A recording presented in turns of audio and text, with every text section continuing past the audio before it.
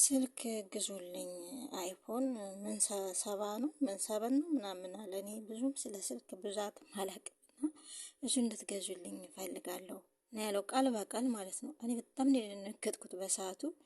ማለት ዩቲዩበር ናቸው፣ ስራቸውን እየሰሩ ነው።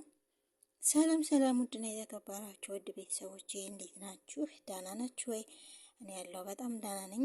ቤተሰብ ላይክ፣ ሼር፣ ሰብስክራይብ እያደረጋችሁ እንድታበረታቱኝ ከወዲሁ በትህትና ጠይቃችኋለሁኝ። ዛሬ አንድ የተገረምኩበት ነገር አለና እስኪ እሱን ላካፍል። ይሄ ነገር በእኔ አመለካከት ስህተት ነው ወይስ በእህቶቼም ስህተት ነው የሚለውን ነው ይዤ የመጣሁት። ምን መሰላችሁ? አንድ ባልና ሚስት ዩቲዩበሮች አሉና ላይቭ ላይ ገብተው እንዳጋጣሚ እኔ አገኟቸውኝ። ቤተሰቦቼ ናቸው። በእርግጥ ግን ካሁን በፊት እርዱኝ፣ ሼር አድርጉ፣ ሰብስክራይብ አድርጉ ሲል ሰብስክራይብ አድርጊያቸው ነበረ እና እንዳጋጣሚ ሆኖ ላይቭ ላይ ገብተው ወደታቸው ወደ ላይ እያልኩ እያለ አገኟቸው። ገባሁኝ እና አዳመጥኩኝ። በሰዓቱ የደረስኩበት ንግግራቸው በጣም አስደንግጦኛልም አስገርሞኛል። ምን መሰላችሁ? ምን አለ መሰላችሁ? ከእናንተ የምፈልገው ነገር አለ። ልጆቹ ይከታተሏቸዋል፣ ያበረታቷቸዋል። እውነት ለማውራት ለማበረታታት ማንም አይላቸውም። የማያበረታቱት እኛ እዚሁ በዚሁ ያለነውን ነው እንጂ ሀገር ውስጥ ያሉ ነገሮች ዩቲዩበሮችን በጣም ነው የሚያበረታቱት የስደት እህቶቼ። እና ምን ምናምን አሉተኝ ኮሜንት ላይ በኮሜንት እሱም ምን አለ፣ ስልክ እንድትገዙልኝ ፈልጋለሁ አለ። የፈጣሪ ያለን ያልኩት እኔ እንዴ ከአሁን በፊት የሚገርማችሁ ብር የወር ልፋቴ ብለው ብር በጣም ብዙ ብር ይዘው ዩቲዩብ የከፈለም ብሎ እያሳዩ ነበርና ይህን ያክል ገንዘብ እያገኙ እንዴት ነው ከኛ ስልክ እንዲገዛለት ይፈልገው አልኩኝ። ከዛ አይፎን ምን ሰበን ስልክ ፈልጋለሁኝ እሱን ግዙልኝ፣ ለእናንተ ጠቃሚና አሪፍ ቪዲዮ የሚሆን ስክሪፕት አዘጋጅቻለሁኝና እሱን ለመልቀቅ ደግሞ ስልክ ያስፈልገኛል አለ። ተገረምኩ በጣም። የሚገርማችሁ ማለት ነው እየሰሩ ነው፣ እያገኙ ነው፣ ልጃቸውን እያሳደጉ ነው። የእነሱ ህይወት እየለመለመ የእኛ ህይወት እያረረ እንደሆነ ማንም የገባው የለም አልኩኝ። እኔ እስከ ሰራ ድረስ እዛው በዛው ደግሞ የመንግስት ስራም የሆነ ነገር ብቻ ስራ እንዳለው ሲያወራ ሰምቼዋለሁ ከአሁን በፊት ማለት ነው። ቢያንስ ሰርቶ የሚያገኘው ለቤት ወጪ ለልጅ ማሳደጊያ ከሆነ የዩቲዩብ ደግሞ አንዳንድ ነገሮችን ይሸፍንለታል። እኛ ሀገር ውስጥ ላለ ሰው በጣም እይታ አለውና ለምን ከኛ ጠበቀ አልኩኝ። ካሜራ ምናምን አልፈልግም ስልክ ነው አለ። ታውቃላችሁ ካሜራ ከባድ ነውና ስልኩ ቀላል ነው፣ ግዙልኝ አይነት ነገር ነውና እኔ በጣም ነው የገረምኩት። ግን የኛ ህይወት ማን ነው የሚያሳስበው አልኩኝ። ማን ነው ስለኛ የሚያስበው አልኩኝ። እውነት ምንም ነገር ሲፈጠር ነው የሀረብ ሀገር እህት የሆነ ነገር ታመመን ነው እርጂ። የእውነት ስለ እውነት ነው የምላችሁ ሳስበው እነሱ እዛ ኢትዮጵያ ውስጥ ቁጭ ብለው ህይወታቸውን እየመሩ ልጆቻቸውን እያሳደጉ እውነት ደስተኛ ሆነው ንጹህ አየር እየተነፈሱ በጣም ተንደላቀው እየኖሩ ግን የሰው እጅ ማየት የዚህን ያክል ደረጃ ምንድን ነው አልኩኝ። እኔ ዩቲዩብ እስከከፈለው ድረስ የፈለጉን የመግዛት እንትን አለው። ግን ምንድነው ሱስ ነው፣ የልመና ሱስ። እንደዛ ነገር ነው የተረዳሁት እኔ። የሚገርማችሁ ከአሁን በፊት ሌላ ሀገር ነበሩ።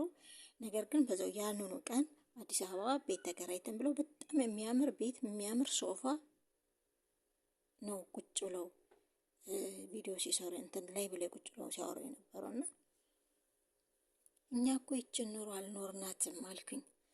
ይችን ኑሮ እየኖርን አይደለም፣ እየኖሩ ያሉት እነሱ ነው። ግን እንደዚህም እየኖሩ ለምንድን ነው ከሰው ብር የሚጠብቁት ኢትዮጵያ ያሉ እህቶችና ወንድሞች አልኩኝ። እንዴ እኔ በበኩሌ ልጄን ምንጭቅ አርጌ ነው ጥያት የመጣሁት በህፃነቷ። የሚገርማችሁ ያለቀስኩት ለቅሶን ያስታውሰዋሉ። እሷ ህፃኗ ይልቅ እንበይ ተጠርግልኝ ነበረ። የሚገርማችሁ ማለት ነው አታልቅሽ እያለች ከኔ ጠንክራ እሷ 3 ዓመቷ አልሞላትም ነበረ። በ3 ዓመት አልሞላትም ነበርና እሷ አታልቅሽ እሺ በቃ ትለኝ ነበረ። እና እንደዛ ሆነን ጥለናቸው እየመጡ ናፍቆታቸው እያንገበገበን እነሱ የእናትነት ጣዕምን ሳያውቁ የምር እርር ብለን እዚህ ስንቶቻችንን ስደት ህይወታችን የሰረቀው ስንት አለን እኛ። ቆይ መልበስ አያምረንም፣ ማጌጥ አያምረንም፣ በሀገራችን መኖር አያምረንም? ያምረናል እኮ። እኔ እንዲሁ ንጹህ አየር ተውት፣ ሌላውን ተውት፣ ንጹህ አየር መተንፈስ እውነት የናፈቃችሁ የላችሁ? እኔ ድፍን አመት ሆኖኛል ውጭ ከወጥ ቆሻሻ ልጥል ከመውጣት ውጭ የወጣሁበትን ቀን አላስታውሰውም። የፀሐይ ብርሃን እንኳን ማግኘት አልቻልንም። እንደዚህ ሆነን እየሰራን ግን በቃ እኔ ይሄ ነው ማለት እንጃ ከብዶኛል። ባለፈው ራሱ ሳራን የማያውቃት ልጅ የለምና ላይብ ላይ በገባችበት ሰዓት ልጄን ማሳደጊያ ብር አጣሁኝና አስረጅኝ ልረዳ ምናምን አስገብኝ ትላታለች። ከዛ በዛን ሰዓት እሷ ደግሞ በጣም ስሜታዊ ሆና ኢትዮጵያ ላለ ሰው እርዳታ አልሰበስብም፣ ሀገር ውስጥ ላሉት እህቶቼ ለስደተኞች እህቶቼ ነው ሰበስበው ካሁን በኋላ እንዳትመጡ እኔ ጋር ብላ የተናገረችው ነገር ገርሞኛል። እሷ በቃ ተረድታናለች። ታውቃላችሁ እሷ ምንድነው ከኛ ያለንበት ቦታ ላይ ስለተቀመጠች ነው እሷ። ከዛ ብዙ ሰው ጥሩ ማስተያየት የሰጣት አለ፣ የሰደባትም አለ። ታዳያለሽ፣ ሰው ትመርጫለሽም ያላት አለ። ግን በሰዓቱ ደግሞ የቁስላችን የነካች የተነኩም አሉ፣ ቁስላቸውን የተነኩ ልጆችም አሉና በጥሩ ጎንም ሲከታተሉ የነበሩ ልጆች አሉ። በቃ ምንድነው አሁን ያቺ ሳሪ ጋር የመጣችው ልጅ ራሱ ልጅ ወልጄ ልጅ ማሳደጊያ አጣሁ ብላ አባቴ የት ሄደሽ? እኛ ልጅ ማሳድገን የታመመ ማሳከመን እውነት የሆነ ነገር ሲባልም እንደዚህ የአረብ ሀገር ሴት እኔ እኮ የሚገርመኝ ብር ከዛፍ ሸምጥተን የምናመጣው የሚመስላቸው ነገርስ ብር ከዛፍ ተሸምጥቶ የሚመጣ ነው የሚመስላቸው። ስንቶቻችንን ጤናችን አተን እውነት ነገር አለማችን ቅውስ ብሎ የምንኖረው ስንቶቻችንን እውነት። እኔ በበኩሌ ደልቶኝ አይደለም የምኖረው እና እንደው ቢያስቡስ ለኛ ለስደተኞች ቢያስቡ ብዬ እውነት እኔ ለራሴ ተሰማኝና እስኪ እኔ ቢገዛለትስ ምን ችግር አለው ከሚሉት ናችሁ ወይስ እንደኔ ማነው ለኛ የሚያስበው ከሚሉት ናችሁ?